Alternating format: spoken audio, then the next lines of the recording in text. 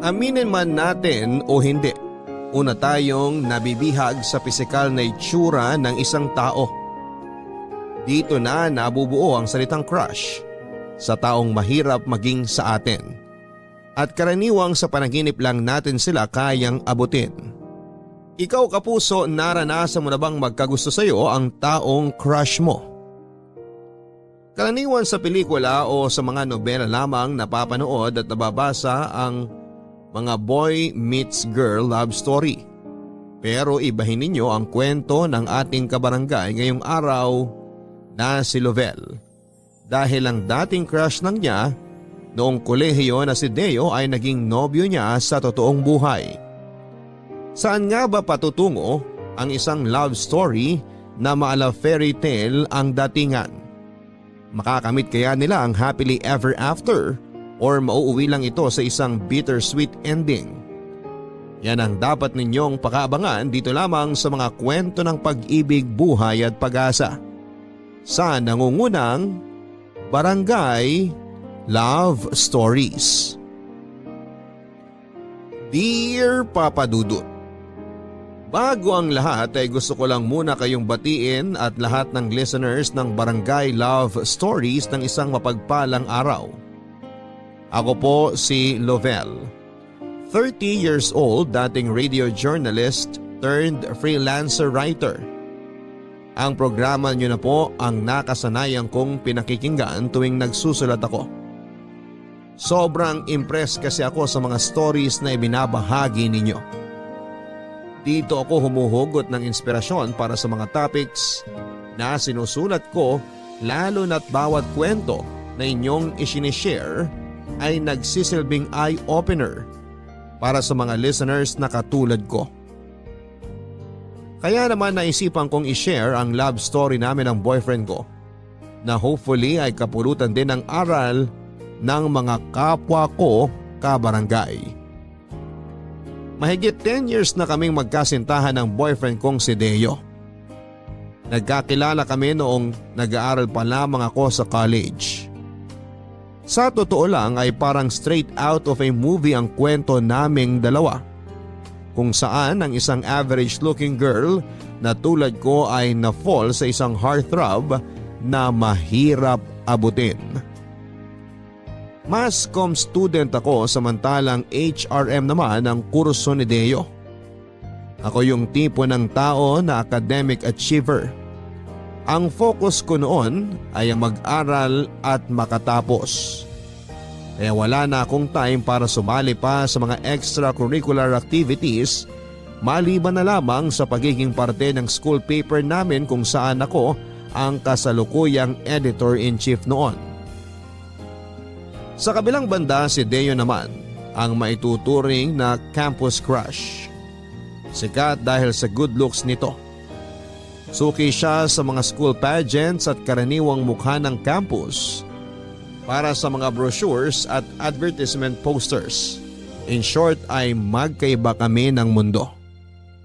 Pero kahit ganon, Papa Dudut, ay isa ko sa mga humahanga sa physical looks ni Deo.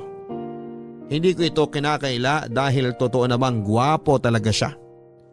Taglay nito ang tipikal na boy next door look.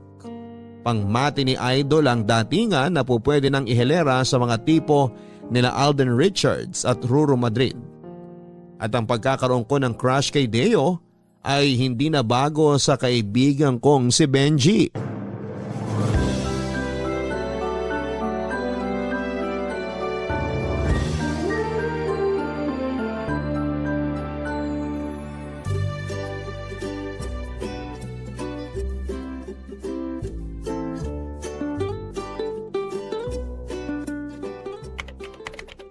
Naririnig mo ba yun? Ang alin? Yung sigaw ng subconscious ko. Gusto na raw niya manood ng pageant sa gym. Hay nako Benji, kahit anong sabihin mo, hindi kita papayagan. May deadline tayo. Next week na ang printing ng school paper 80% pa lang ang natatapos natin. Ang KJ mo talaga. Hindi ka na naawa sa akin? Foundation day pa naman ngayon. Tapos pinagtatrabaho mo ako rito sa office. Para saan pat naging associate editor ka kung hindi mo ako tutulungan dito? Kasi naman, pwede naman nating ipagawa na lang to sa mga first year at second year. Palibasa wala sa bokabularyo mo ang salitang enjoy eh. Hindi ka pa ba sawa sa foundation day? Paulit-ulit lang naman na ginagawa yan eh. Senior na tayo. Ilang beses na nating naranasan yung foundation day na yan. Hayaan mo na yan sa mga freshmen, sila nang mag-enjoy dyan. Paano naman ako? Hindi ko ba deserve mag-enjoy? Pageant na nga lang libangan namin mga bakla, pagkakait mo pa. Ano ba kasing maganda sa pageant na yan? Sa totoo lang nagsasayang lang sila ng budget para dyan eh. Sound system, stage design, premyo at kung ano-ano pa. Kung ginamit na lang sana nila yung pera sa mas makabuluhan, di sana happy ang lahat. At talagang pinanindigan mo na yung pagiging KJ mo ha? Sis, isang beses sa isang school year lang foundation day. It's for us to enjoy. Isang araw para kalimutan ang pressure sa academics at enjoy ang campus life. Kahit na. Para sa akin gastos lang yan. Daming alam? Ganito na lang. Paano kung ako na lang magsulat ng news tungkol sa pageant? Tapos pwede ako magsulat ng editorial tungkol doon. May nakatoka na para dun. At may nasulat na akong editorial. Ano ba yan? Gusto ko talaga manood ng pageant. Si Axel pa naman pambato ng department natin. Talaga ba? Sabagay, cute rin naman si Axel. Pero I doubt kung matatalo niya si Deo. Sasali ulit si Deo? Oo, hindi ka aware? Diyos mio, ano ka ba naman? Anong klaseng admirer ka? Hindi mo alam ang mga ganap sa buhay ng crush mo? Hindi naman po kasi ako stalker na tulad mo. Sis, campus journalist ka. Dapat alam mo ang mga nangyayari sa buhay ng mga famous people dito sa school. Tulad na lang ni Deo. Hindi naman sa kanya umiikot ang mundo, no? Mas maraming important issue dito sa campus na dapat pagtuunan ng pansin. Katulad na lang ng pagtaas ng tuition fee. Hindi yung kung sinong manalo dyan sa pageant na yan. Ay sus, oo na. Pero alam mo, history in the making yung pageant ngayon. Alam mo kung bakit? Kasi kapag nanalo si Deo, ibig sabihin, back to back win ang lolo mo. Wala pang nakakagawa niyan ever dito sa campus. Oh, pwede mo i-feature yan pang centerfold.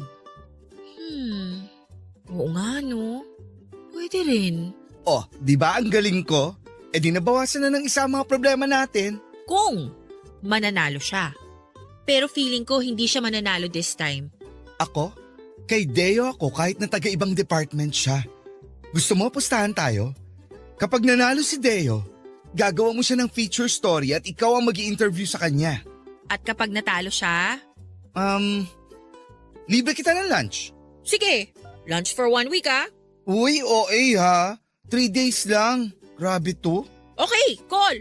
Ihanda mo na yung budget mo. Dahil kahit itaga mo pa sa bato, matatalo yang si Deo. Papadudod si Deo ang nanalo ng araw na yon. At dahil hindi naman ako umuurong sa usapan ay wala akong ibang choice kundi ang gawin ang pangako ko kay Benji na interviewin si Deo.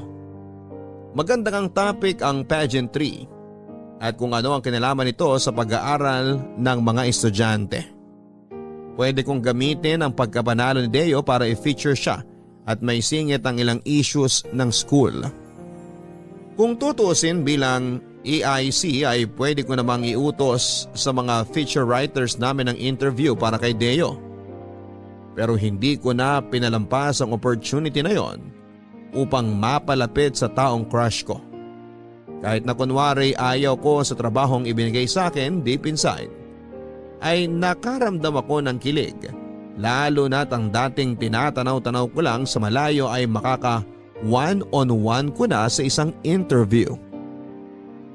Pero papadudot hindi pala ganong kadali ang sumingit sa schedule ng isang tulad ni Deo.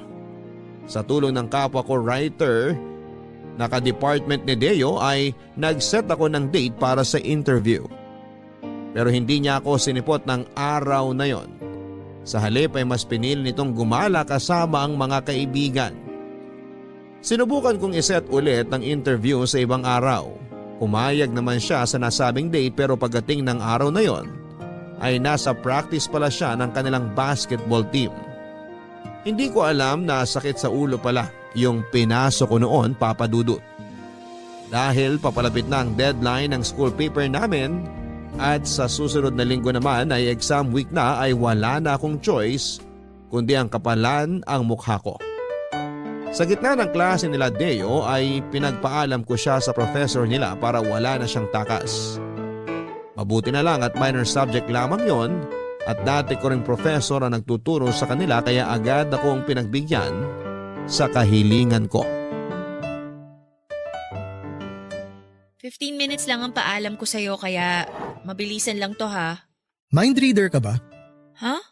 Ang sabi ko, mind reader ka ba? Kasi nabasa mo kung ano laman ng utak ko eh. Kanina kasi nag-i-imagine ako. Paano kaya kung may chicks na biglang sisingit sa gitna ng klase para ipagpaalam ako? Tapos, boom! Dumating ka. Dumating ako kasi hindi mo ako sinisipot. Dahil sa'yo na-delay trabaho namin sa office. Imbis na nagre-review na kami para sa exam, naghahabol tuloy kami. Oh, bakit kasalanan ko? Sasali-sali kayo sa ganyan tapos kapag busy yung i-interviewin nyo kasalanan namin? Dapat marunong kayong mag-adjust sa mga ganyang bagay. Ito na nga, diba? Nagawa na ng paraan. Sige na, mag-start na tayo. Okay, sabi mo eh. Kung okay lang sa'yo, ire-record ko tong usapan natin ha. Kung may gusto kong sabihin na ayaw mong isama sa record, sabihin mo lang off the record. Gets mo? Yes ma'am. So, ano namang feeling na ikaw ulit ang nanalo for the third time? Siyempre, masaya. Dagdag kumpiyansa sa sarili. Isipin mo, 3 times in a row, ako ang kinurunahang pinakapoging nilalang dito sa campus. O ba't ganun reaksyon mo? Tama naman, di ba? Beauty and brains ang pageant. Hindi papugian lang. O ikaw na mismo nagsabi, beauty. Ibig sabihin, magandang lalaki ako. Malay natin kung mas nagustuhan ng judges yung sagot mo kaysa sa itsura mo. So sinasabi mo matalino ako? Aba, walang problema sa akin yan kung yan ang tingin mo sa akin. Ewan ko sa'yo. Bakit mo naman naisipang sumali sa pageant? For experience? For validation? Nung first try ko, kinailangan dahil sa grades kasi bagsak yung project ko. Nung second time naman, ni-request ng dean namin. Siguro naman narinig nyo na sa college nyo yung pagiging competitive ng dean namin. Tapos yung pangatlo, natalo ako sa DARE. Hindi ko kailangan sumali sa mga pageant for validation.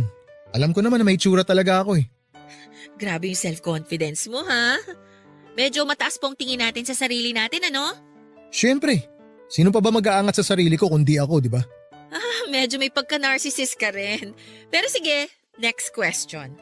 Sa tingin mo, anong connection ng pageantry sa pag-aaral? Bakit yearly may mga ganitong events? Sandali. Napaka-unfair naman ito. Bakit ikaw lang ang nagtatanong? Dapat ako rin may chance magtanong sa'yo. Hindi naman to job interview eh.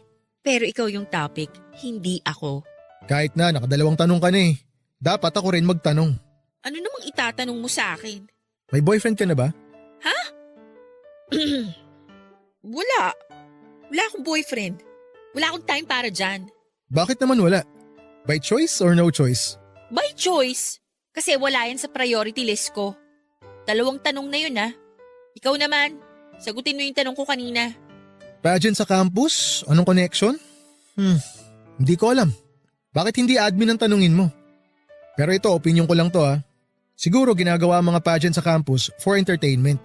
Isa pa, natuturuan yung mga student na maging competitive, maging confident, tsaka matuto rin na tumanggap ng pagkatalo kung sakali. Yung pagiging sport kumbaga. Mga bagay kasi yun na hindi tinuturo sa classroom kasi wala sa libro. Pero hindi ba yan ang role ng… Oops, ako naman magtatanong. Anong hinahanap mo sa isang boyfriend?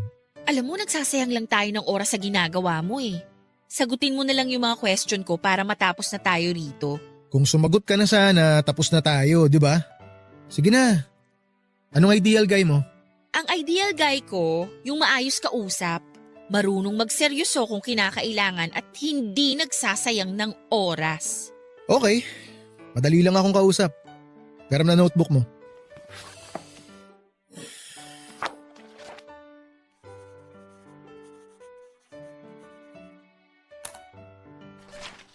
Oh, ayan. Ano to? Phone number ko. Pwede mo ako i-message para sa mga tanong mo anytime, anywhere. Teka lang, saan ka pupunta? Matapos na yung klase ko, so lunch na. Kain ka na rin. Teo! Di ba sabi mo? Huwag magsasayang ng oras.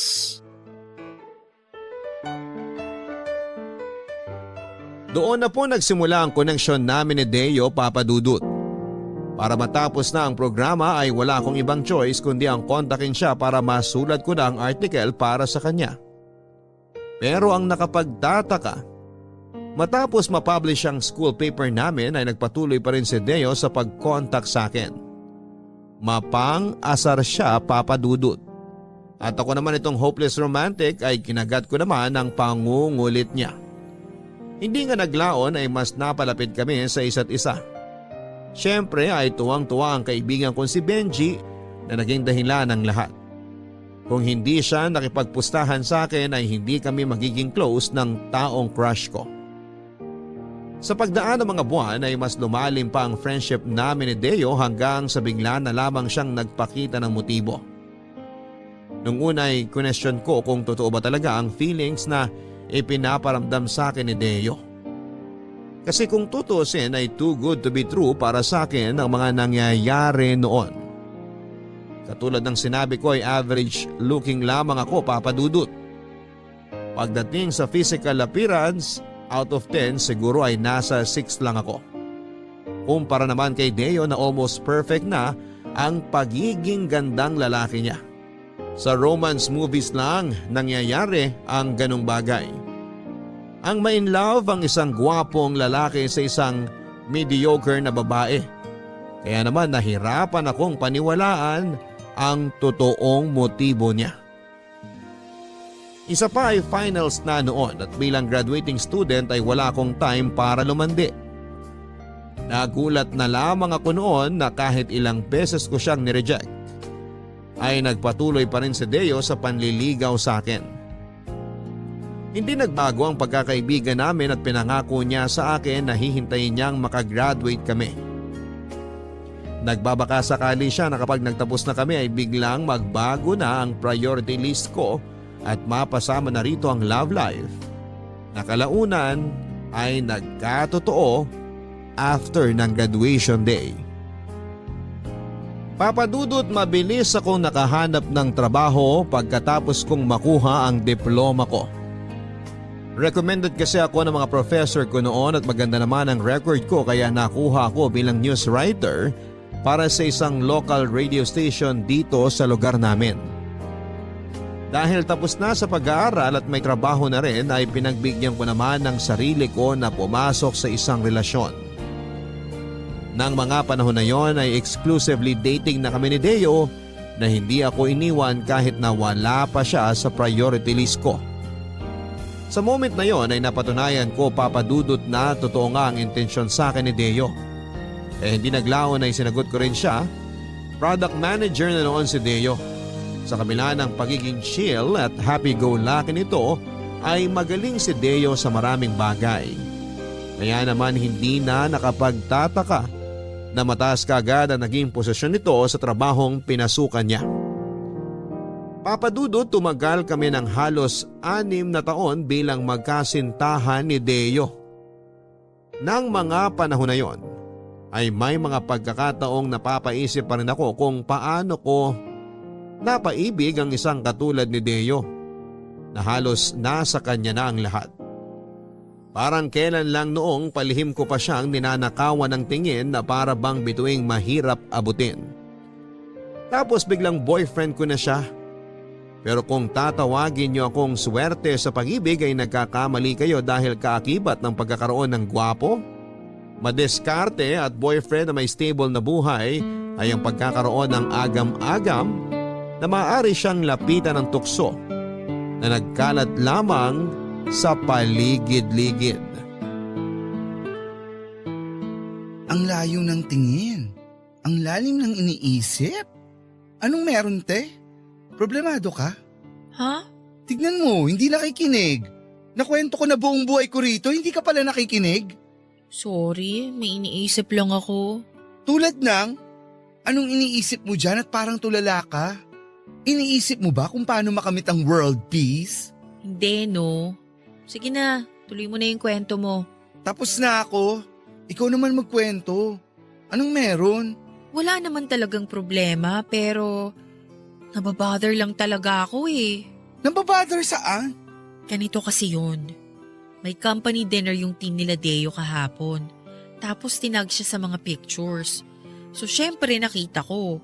Tapos habang tinitignan ko yung mga pictures, May isang selfie tong isang girl kasama si Deo.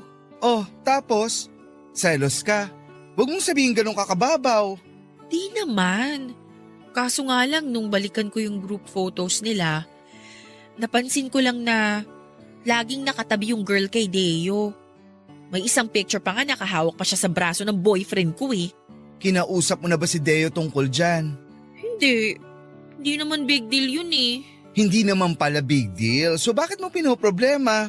Eh kasi ang ganda nung babae. Ang lakas ng dating. Kung tutuusin may chemistry nga sila ni Deo eh. So nagsiselos ka nga? Naku hanggang ngayon ba may inferiority complex ka pa rin? Kilala mo naman ako, Benji. Simula college, may pagkapraning na talaga ako. Kung ikukumpara mo naman ako kay ate girl, mas may edge kasi siya sa akin. Oo, maliban sa pagiging KJ, praning ka, overthinker, tsaka control freak. Hindi mo makontrol yung jowa mo at lalong hindi mo makontrol yung mga tao sa paligid niya. Kaya ngayon, pinoproblema mo yung hindi naman dapat problema. Alam mo, gets naman kita. Natural lang yun na magselos ka sa mga kasamaan niya. Pero may magagawa ba yan kung hindi mo kakausapin si Deo mismo? Sobrang dali ng solusyon sa problema mo. Asa na ang utak mo? Kala ko ba cum laude ka? Eh baka pagsimulan lang ng away yun pag tinanong ko pa siya tungkol dun. Nasa sayo yan. Kung gusto mo mag-overthink, go lang. Kung gusto mo ng peace of mind, edi kausapin mong jowa mo. Alam mo, sabi nga nila, communication is the key. Mag-usap kayo. Paano malalaman ni Deo yung nararamdaman mo kung hindi mo babanggitin sa kanya? Kapag inaway ka, edi baka nga totoo yung hinala mo.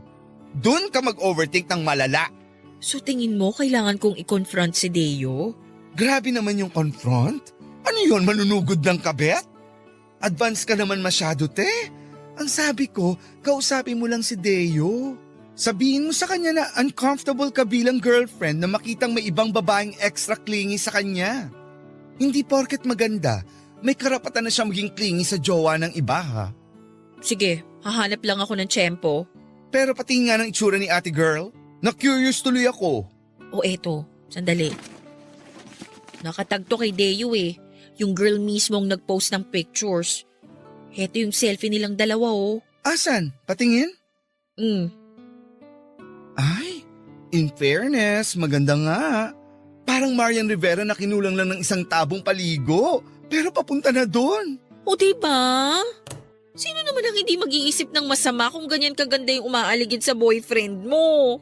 Well, sabi nga nila, wala na sa gubat ang mga ahas. Minsan, nasa tabi na mismo ng jowa mo. Pero wag naman ganun kababaw ang tingin mo kay Deo. Kaya nga nag-aalangan ako nakausapin siya tungkol dito eh. Pero deserve mo rin naman magkaroon ng inner peace.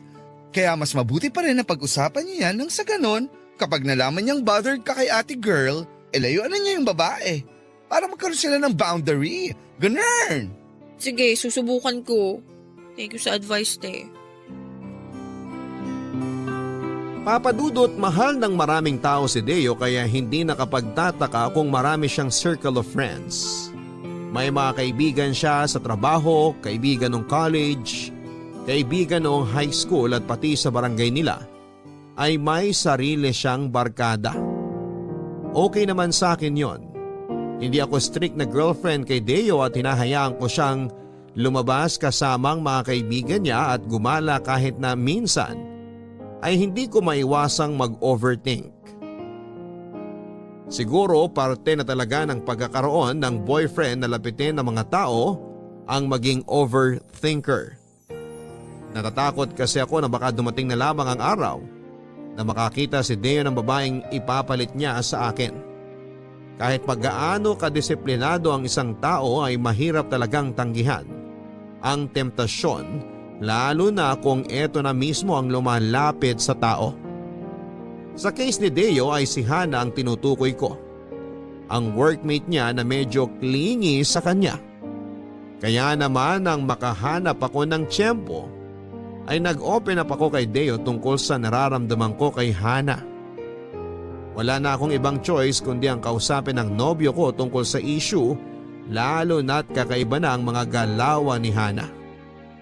Napapansin ko kasi na isa siya sa mga active followers ni Deo. Na kada post ng boyfriend ko ay lagi siyang nagko-comment.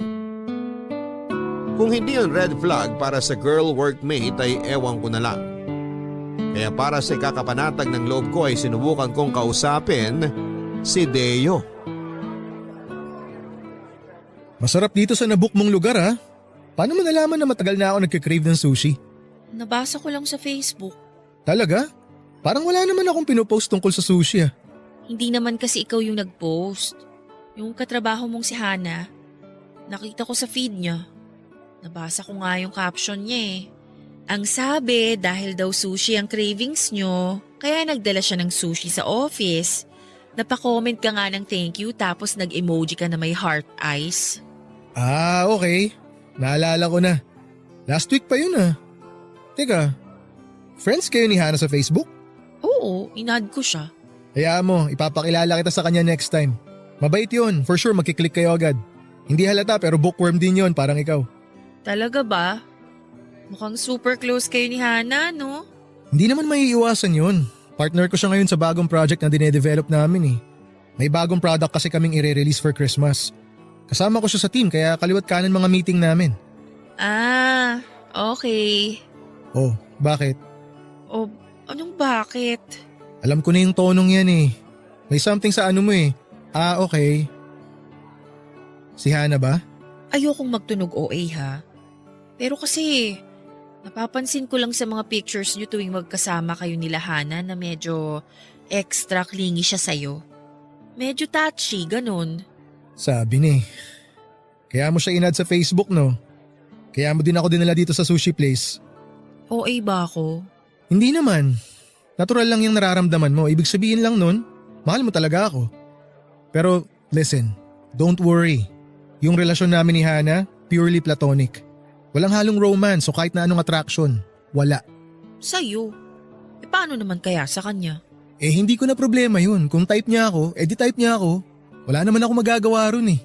Basta ang mahalaga sa akin, aware siya na may girlfriend ako. At hindi ako gagawa ng kahit na anong paraan para suklian yung pagkagusto niya sa akin. At yung girlfriend ko hindi lang maganda, matalino pa. Sus, pinuwala pa ako nito. Okay, para sa ikapapanatag mo, simula bukas didistansya na ako sa kanya. No! Okay lang. Basta nasabi mo na walang problema kay Hana, okay na sa akin yon. Baka sabihin pa ng mga katrabaho mo paranoid girlfriend ako. Hindi, non-negotiable dapat yun. Bilang boyfriend, trabaho kong umiwas sa mga babaeng tingin ng girlfriend ko makakasama sa relationship namin. Kasi alam ko for sure na magsiselos din ako kapag may nakita akong lalaki na clingy sa'yo. Kaya gets ko yung nararamdaman mo ngayon.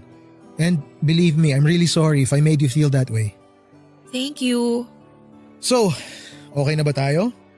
Pwede na ba nating enjoyin tong sushi natin? Oo na. Ikaw talaga. Ubusin mo yan ha, ginusto mo to eh. Ano, ha? Sushi pa more? Umubos nito ah. Ikaw nagkikrave niyan eh. Ang cute mo pala magselos, no? Excuse me po, hindi ako nagsiselos. Na-bother lang ako. Pareho lang din yun. Hindi kaya. Oo kaya, O edi nagselos na. Happy? very. Well, lagi naman akong happy tuwing kasama kita. Tama nga ang sabi ni Benji Papadudut na pagdating sa relationship ay communication is the key. Hindi maaayos ang problema ninyong magjowa kapag hindi ninyo ito pag-uusapan. Malaki ang naitulong ng pag-open ako kay Deo. Nakahinga ako nang malaman kong naiintindihan niya ang nararamdaman ko. At dahil doon ay nabawas-bawasan kahit papaano ang pag-overthink ko. Nadagdagan tuloy ng 10 puntos ang loyalty points ni Deo sa libro ko. Alam ko naman na hindi healthy ang palaging pag-overthink, lalo na't gumagawa ako ng mga senaryo sa utak ko ng mga bagay na maaaring hindi naman talaga nangyayari sa totoong buhay. Mabuti na lang talaga at never gumawa si Deo ng rason para lumala pa ang pagiging paranoid ko. Matapos i-release nila Deo ang bagong produkto ng kanilang kumpanya, ay hindi na nagkasama pa sina Deo at Hana sa mga sumunod na projects nito. Ganun pa man, ay hindi pa rin natigil ang pagiging social butterfly ng nobyo ko. Dahil nga pinapalibutan siya ng maraming kaibigan, ay maya't maya ang paggala nito sa labas. Nasanay na nga ako sa tuwing Biyernes at Sabado ng gabi ay lagi itong nasa bar kasama ang mga tropa niya. Wala namang kaso yon sa akin, Papa Dudut, dahil sa ilang taong pagsasama namin ay ipinakita at pinaramdam sa akin ni Deo na ako lang talaga ang babaeng mahal niya. Pinanghawakan ko ang mga pangako niya sa akin at pinagkatiwalaan ko siya ng buong puso na kailanman ay hindi niya ako lolokohin. Sa pamamagitan ng tiwala sa isa't isa ay tumagal ang relasyon naming dalawa ni Deo ng mahabang panahon. Pero ang hindi namin inakala ay paparating pa pala ang pinakamabigat na pagsubok sa aming relasyon na aming haharapin na muntik nang ikasira ng relasyon naming dalawa. Papadudot, kakatapos lang naming i-celebrate noon ang 10th anniversary namin ni Deo bilang magkasintahan. Normal celebration lamang ito kung saan ay kumain kami sa labas. Sa loob kasi ng 10 taon naming pagsasama ay parang normal na araw na lamang ito para sa aming dalawa. Pagkatapos ng date namin ay maaga akong umuwi dahil maaga ako sa trabaho kinabukasan. Samantala, nagpaalam naman si Deo na makikipag-inuman siya sa mga katrabaho niya para naman i-celebrate ang bagong product nila. Nakaka-launch lang din ng araw na yon. Dahil Biyernes naman at wala siyang pasok kinaumagahan, ay pinayagan kong lumabas si Deo. After all ay deserve din niyang i-treat ang sarili niya dahil sa success ng kanilang launching. Tandang-tanda ko pa ang last update sa akin ni Deo ng gabing yon bago ako matulog. Alam niyang mahilig akong mag-alala kaya sinisigurado niyang meron silang designated driver para makauwi sila ng maayos. Pagkatapos noon ay mahimbing na akong nakatulog hanggang sa nagising na lamang ako sa tawag ng katrabaho kong si Angel. 3:00 na noon ang madaling araw. Kasalukuyan daw na nasa police station si Angel para mangalap ng balita nang makita nito ang police report tungkol sa banggaan ng isang pickup at SUV. Malungkot niyang binalita sa akin na 2 sasakay ng pickup ang dead on the spot. Samantalang ang isa naman ay kritikal sa ospital. Noong una ay nalito ako sa kung bakit ito ibinabahagi sa akin ni Angel. Tumigil na lamang ang mundo ko nang banggitin niya na isa umano si Deo sa mga sakay ng pick-up. Angel, may balita ka na ba? Na-confirm na po ng pulis yung 2 namatay. Si Kuya Deo raw po yung nandito sa ospital ngayon.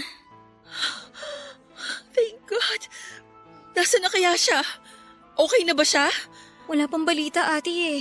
Sabi ng pulis na first responder, grabe raw yung tinamo niya. Akala nga nila patay na siya pero nung pulsuhan may nakita pa.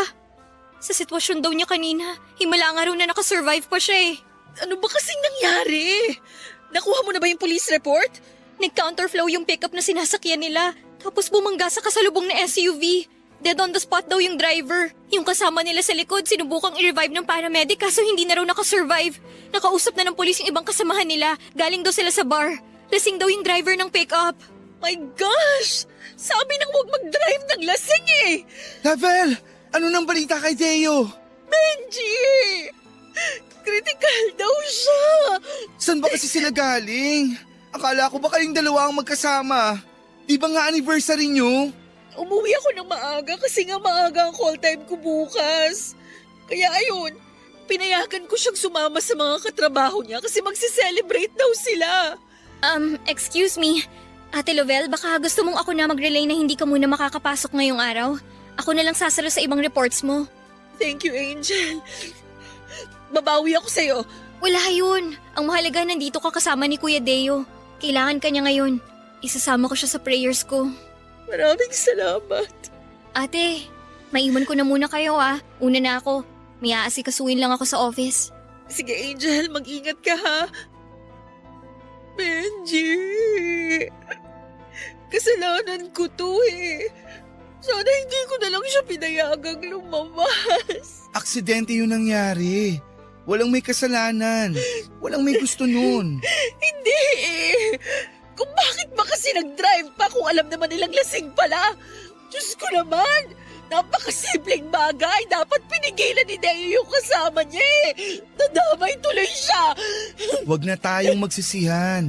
Nangyari na yung nangyari. Dapat sinabihan ko na lang siya na mag-taxi pa uwi eh.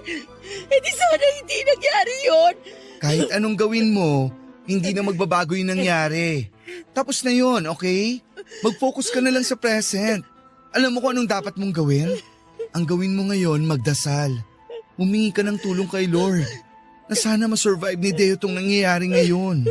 Reggie, paano kung kunin na niya sa akin si Deo? Hindi ko kaya. Magtiwala ka lang kay Lord. Ngayon mo kailangang tatagan ang pananampalataya mo. Magpakatatag ka. Alam kong lumalaban ngayon si Deo. Hindi ka iiwan nun. Yun pa. Kaya sana huwag ka rin mawala ng pag-asa. Sana panaginip lang to. Kung panaginip to, gusto ko nang magising. Kumalma ka lang, okay? Tingnan mo nga. Magkaiba pa yun na isuot mong tsinelas. Sobrang nagpanik na talaga ako kanina eh. Hindi ko alam kung anong uunahin ko. Basta kinuha ko na lang lahat ng nakita ko tapos dumiretso na ako dito sa ospital. Nga pala, natawagan mo na ba parents ni Deo? Oo, pupunta na raw sila dito. Salamat ha, sinamahan mo ko rito. Ano ka ba? Para saan pat naging kaibigan mo ako kung hindi kita masasamahan sa mga ganitong oras? Papadudot sa awa ng Diyos ay naging matagumpay ang operasyon kay Deo. Inabot na kami ng umaga nang matapos ang operasyon at ibalita sa amin ng doktor na successful ang operation. Halos manlumo ako nang makita ko ang sinapit ng boyfriend ko. Dahil sa lala ng tinamo nito ay kinailangang putulin ang parehong binti nito na naipit sa sasakyan. May tama rin sa ulo at muka dahilan upang magkaroon ng 15 stitches sa kanyang pisngi papunta sa kanyang ulo. Nasira din ang jawline at ilang ngipin din ang naalis. Ayon sa police report ay hindi raw nakasuot ng seatbelt si Deo ng oras ng aksidente kaya humampas siya sa dashboard ng sasakyan. Papadudot hanggang ngayon ay malaki pa rin ang pasasalamat ko kay Lord dahil binigyan niya ng ikalawang buhay si Deo. Yun nga lang sa pangalawang buhay ay nakuha nito ang maraming pagbabago. Kasabay ng pag-iba ng itsura ni Deo ay ang unti-unti rin nagbago ang kanyang ugali. Ang dating Deo na puno ng self-confidence ay biglang kinahiya ang kanyang sarili. Mula sa pagiging masiyahin at makulit ay naging malungkutin at tahimik na lamang siya. Dahil dito ay mas pinili niyang mag-resign na lamang sa trabaho. Ilang buwan din siyang nagpagaling hanggang sa nag-decide siyang pumirmi na lamang sa kanilang bahay. Para bang ibang Deo na. Ang kasama ko noon at ang dating Deo na minahal ko ay nawala na simula noong mangyari ang aksidente.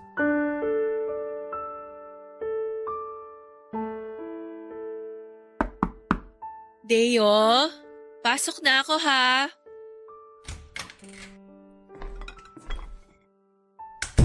May masakit ba sa'yo? Sabi ni tita hindi ka na naman daw kumakain. Hindi ka raw nag-dinner kagabi tapos hindi ka rin nag-breakfast kanina. Hindi pa ako gutom. Ako nagluto ng lunch. Niluto ko yung favorite mo, Bicol Express. Ano bang ginagawa mo rito? Wala ka bang trabaho? Lunch break namin. Naisip ko na dito na lang mag-lunch kasi tinawagan ako ni tita. Nag-aalala raw siya sa'yo kasi hindi mo ginagalaw yung pagkain mo. Paano ako kakain kung wala naman akong gana? Kaya nga tinatanong kita kung may masakit pa sa'yo. Bakit naman wala kang ganang kumain? Ewan, basta wala lang akong gana. Deo naman. Nakikita mo ba tong itsura ko, Lavelle? Habang buhay na ako dito sa lecheng wheelchair na to. Paano pa ako mabubuhay ng ganito? Ha? Wala na akong mga paa. Wala na akong muka! Wala na akong silbi! Yun! Yun ang dahilan kung bakit wala akong gana kumain. Mas gugustuhin ko na lang na mamatay sa gutom kaysa mabuhay ako ng ganito. Huwag mo namang sabihin yan.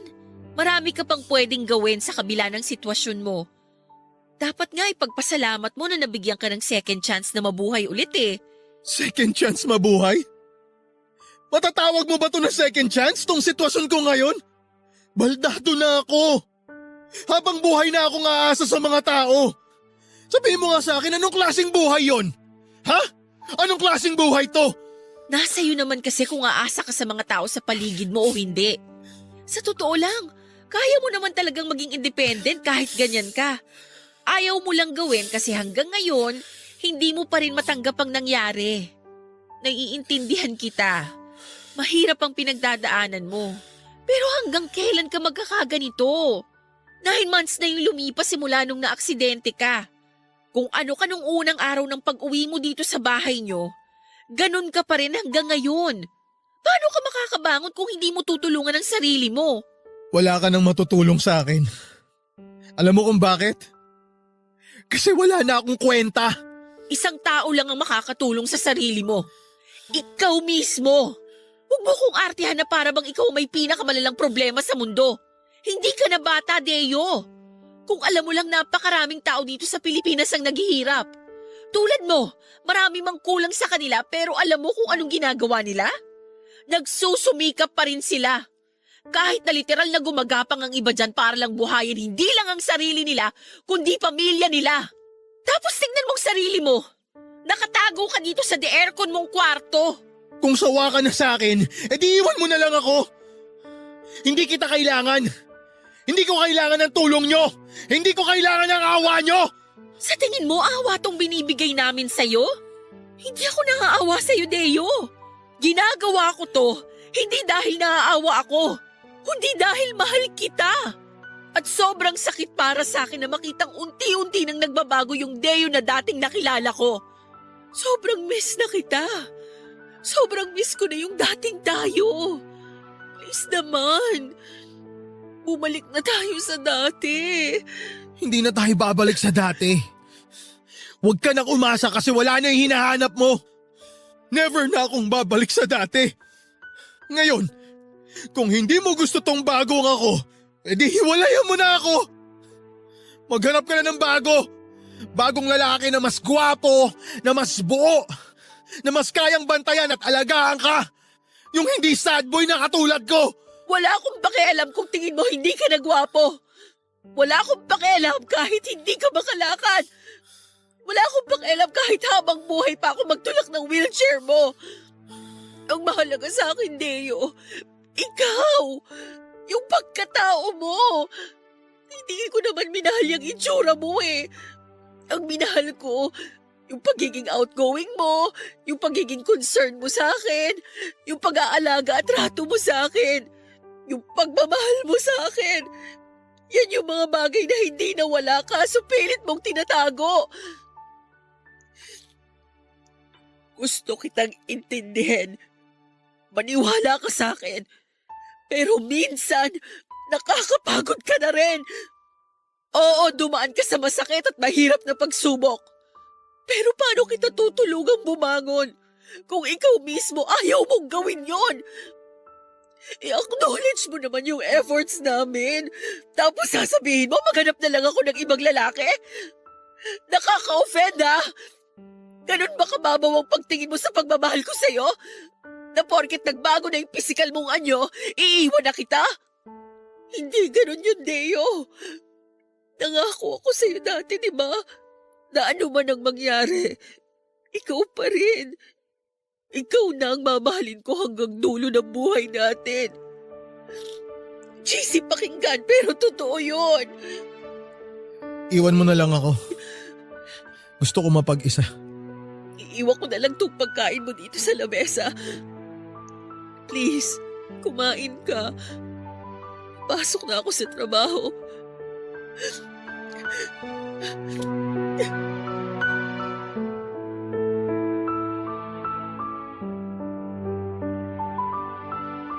Papadudod sa kabila ng mga sinabi ko ng araw na yon ay wala pa rin nagbago sa ugali ni Deo. Mas lalo pa itong na-insecure na baka isang araw ay bigla ko na lamang daw siyang ipagpalit sa iba. Sa mga sumunod na buwan ay mas naging seloso si Deo. Bawat lalaking nakakasalamuha ko ay pinag-iisipan niya ng masama. Alam ko naman sa sarili ko na hindi ko magagawang mag-cheat kay Deo. Pero at some point ay naintindihan ko rin siya dahil minsan na rin akong nalagay sa kinakatayuan niya. Naalala ko tuloy noong nagselos ako sa katrabaho niyang si Hana. Natakot din ako noon na baka ipagpalit niya ako sa mas maganda kesa sa akin. Nagselos lang naman ako noon dahil mahal ko siya at siguro ganun din siya ngayon na nagsiselo sa ibang lalaki dahil mahal niya ako. Hinabahan ko na lamang ang pasensya ko, Papa Dudut. Pero habang tumatagal ang relasyon namin ay masyado nang nagiging controlling si Deo sa puntong nakakasakal na. Ayaw niya akong payagang lumabas. Kung lalabas man ay may time limit naman. Dumating pa nga sa puntong pati social media accounts ko ay hinihingan niya ng password para lamang mapatunayang hindi ako lumalandi sa ibang tao. Nang panahong yon ay tuluyan na ngang nagbago ang Deo na nakilala ko. Ginawa ko naman ang lahat pero sa huli ay tao lang din ako na napapagod. Kahit gaano pa kahaba ang pasensya ko ay may hangganan din ito, Papa Dudut. Sobra na noong naging toxic ang relationship namin na pati trabaho ko ay apektado na kaya nang minsang muling maghamon si Deo nang hiwalayan ay tinutuo ko na ito. At nakipaghiwalay na ako sa kanya, Papa Dudut. Papa Dudut, nagawa ko lang namang makipaghiwalay kay Deo dahil sa galit. Para kasing feeling ko ay hindi niya nakikita ang efforts ko. Lagi na lang niyang napapansin ang mga mali at pagkukulang ko. Tuwing may hindi kami pagkakaintindihan ay palagi niyang ginagamit ang estado niya para ibaling sa akin ang problema. Pero kahit ganoon, linggo pa lamang ang lumipas simula nung maghiwalay kami ay lagi ko na siyang nami-miss. Siguro nga ay ganoon talaga kapag mahal mo ang isang tao. Kahit gaano pa siya kaproblemado at katoxic, ay hindi mo pa rin siya maiwasang bigyan ng second chance. Exactly 3 weeks na noon simula nang nangyari ang hiwalayan. Sobrang miss ko na noon si Deo. Pero pilit kong pinipigilan ang sarili ko dahil kapag ako ang nakipagbalikan sa kanya, ay mawawalan lang ng saysay ang point na ipinaglalaban ko sa kanya. Hinayaan ko siyang mag-isip at binigyan ko siya ng space. Naghintay ako na siya ang gumawa ng first move pero ang 3 linggo ay naging 1 buwan. Ilang beses na akong natempt na makipag-usap muli sa kanya pero kapag nakipagbalikan ako at wala pa ring magbabago ay magiging pointless lang ang hiwalayan namin. Katulad ng dati tuwing nagkakaroon ako ng problema sa love life ay muli akong humihingi ng advice sa best friend kong si Benji. At sobrang naliwanagan ako nang muli kaming nagkausap at nag-open up ako sa kanya, Papa Dudut. So kumusta naman ang pagiging single? Eto, sobrang hirap mag-adjust. Ang daming nagbago sa routine ko. Wala na akong ina-update, wala na akong ginu-good morning at good night. Basta, hindi ko feel na single ako ngayon. Kasi nga, hilaw yung breakup niyo ni Deo. Kung ako ang tatanungin niyo, hindi niyo naman talaga gustong maghiwalay eh. Yun nga lang, mas nangibabaw yung pride niyo. Wala ni isa sa inyo ang gustong bumaba. Instead, nagpapataasan pa kayo ng ihi. Kasi naman, ang hirap ng sitwasyon namin. Ayaw niya akong intindihin. Sobrang sarado na yung utak niya sa lahat ng punto ko. Walang saysay para sa kanya. Lagi na lang siyang tama. Dapat siyang masunod kasi siya nga ang baldado. Sobrang baba ng tingin niya sa sarili niya to the point na dapat bigyan ko siya ng validation araw-araw. Ako na lang laging nag-a-adjust. Ako na lang laging umiintindi. Paano naman ako? Sounds familiar. Ang alin? Di ba ganyan ka rin dati? May inferiority complex ka. Lahat ng makita mong magaganda at sexy na babaeng kasama ni Deo, nagkakaroon ka ng insecurity. Tapos, kailangan, binavalidate ka rin ni Deo para patunayan na mahal ka niya, na ikaw lang at wala ng iba. Iba naman kasi yun. Talaga ba? Kasi sa point of view ko, same scenario lang kayo. Alam mo, nakakatawa nga eh. Ikaw yung praning noon, pero ngayon, si Deo na yung lagi nag-overthink. So anong gusto mong gawin ko? Magpakaalila na lang ako sa mga bagay na gusto niya? Hindi naman, pero intindihin mo siya. Araw-araw ko naman siyang iniintindi, te. Kasi ganito yan, may kanya-kanya kasi tayong coping mechanism. May ibang tao na sobrang tagal bago makarating sa acceptance stage at isa na si Deo doon.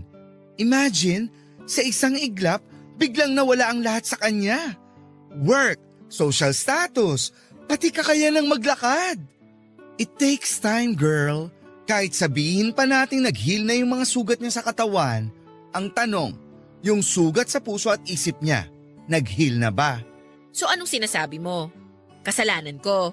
Hindi naman sa ganun. To be honest, may point ka rin naman. Maybe you feel unappreciated right now. Gets naman kita. Masakit talaga ang ma-take for granted. So valid din naman yung nararamdaman mo. Ano ba talaga? Sino ba sa amin ang kinakampihan mo? Ay nako, wala akong kinakampihan kasi pareho ko kayong kaibigan. May point kayong dalawa at ang gusto kong gawin, gusto kong ipaintindi sa inyo pareho ang punto ng isa't isa. Imbis kasi na mag-meet kayo sa gitna para magkaroon ng middle ground, nag-iikutan kayo eh. Kaya paulit-ulit yung nangyayari. Mahirap bang intindihin yung gusto kong palabasin? Siguro mahirap para sa kanya. Alam mo te, of all people, dapat ikaw ang mas nakakaintindi kay Deo ngayon. Alam mo kung bakit? Bakit? Kasi ganyan na ganyan ka noon sa kanya. Naaalala mo pa si Hana? Oo, yung katrabaho ni Deo. Oh, di ba pinagsilosan mo yon? Anong ginawa ni Deo? Nag-set siya ng boundary sa kanila ni Hana. Pinatunayan niya sa akin na hindi siya naghahanap ng iba kasi naiintindihan niya na minsan paranoid ako, insecure, overthinker. Exactly! So anong dapat kong gawin? Ako unang mag-first move? Hayaan mo muna siyang makapag-isip-isip. Alam ko namang mahal ka nun eh. Kapag na-realize na niya kung ano or sino ba talaga ang priority niya, gagawa at gagawa ng paraan yon para maibalik ang relasyon nyo. Pero ang tip ko lang ha, kapag nagkabalikan na kayo, try to compromise. Pag-usapan nyo ang gusto mo at gusto niya. Ang ayaw mo at ayaw niya. Para sa ganun, hindi na kayo magkaroon ng misunderstanding. Yun lang yun. E paano kung ayaw niya na talaga sa akin? Maniwala ka sa akin. Hindi ka niya basta-basta pakakawalan. Hayaan mo siya magpakalalaki. Hello, ako pa ba? Kilalang kilala ko na kayong dalawa. Simula pa lang, alam ko nang kayo ang destined para sa isa't isa. Ay, talaga ba?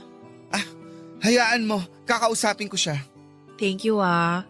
Hulog ka talaga ng langit.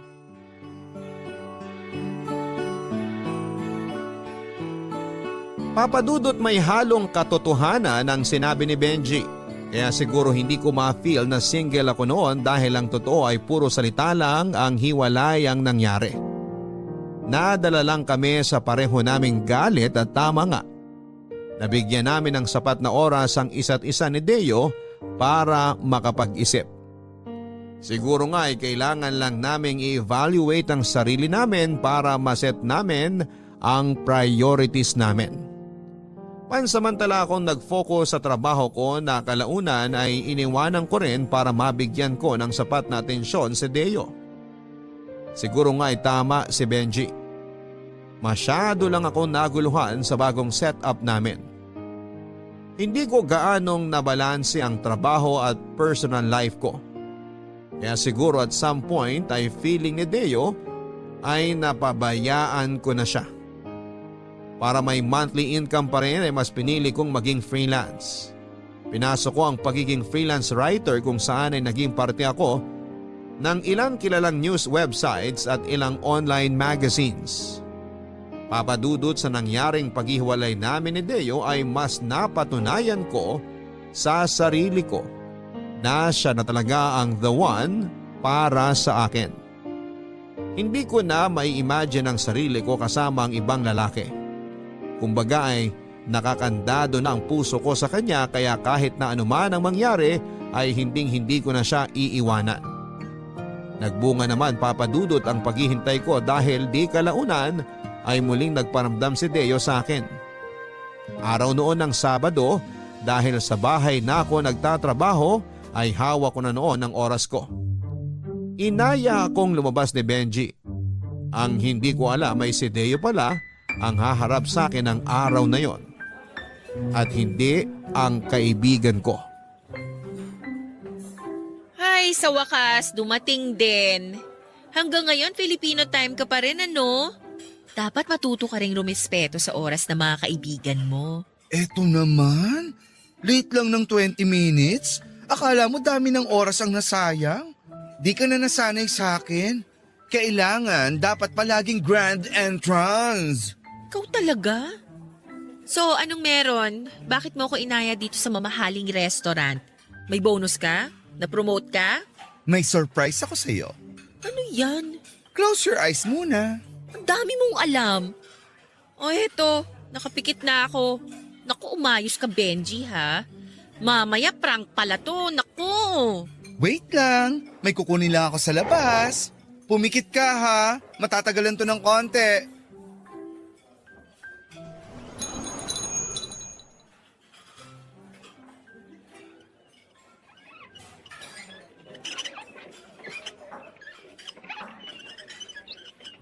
Surprise! Deo? O siya, tapos na ang roll ko rito. Gugora na ang inyong lingkod. See ya!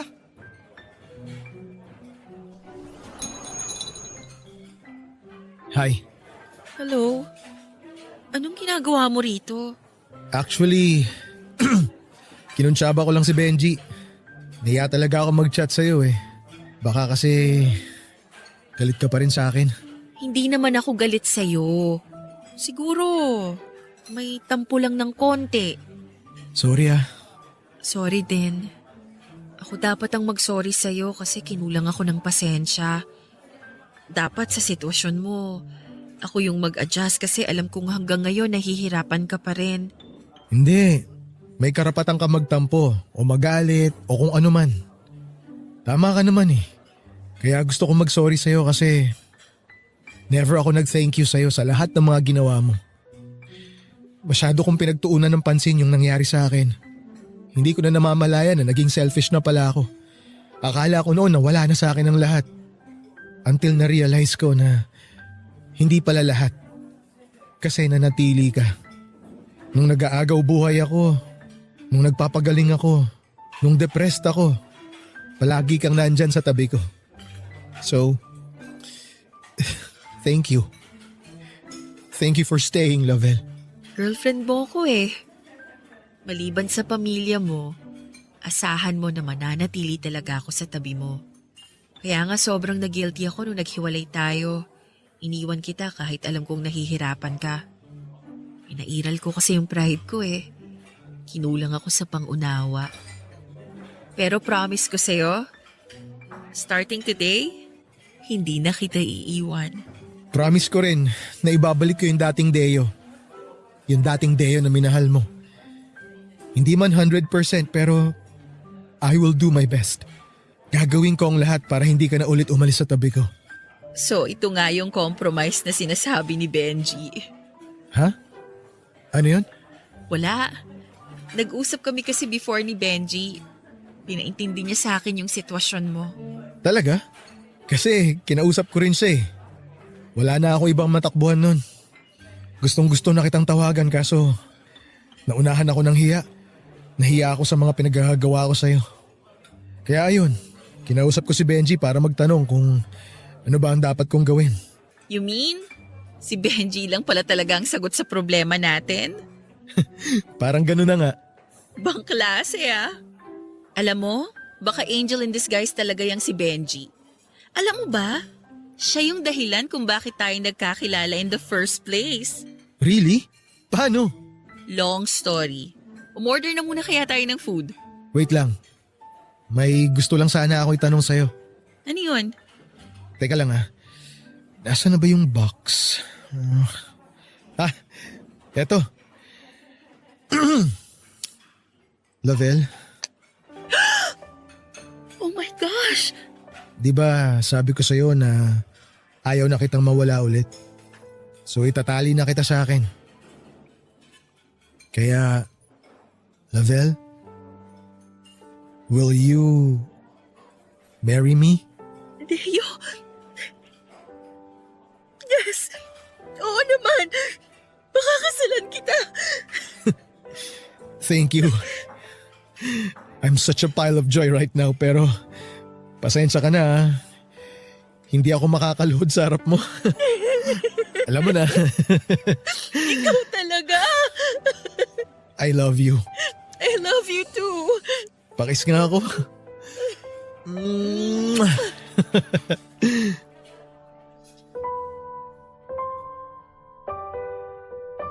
Papa Dudut, sa sumunod na taon kami nagpakasal ni Deo.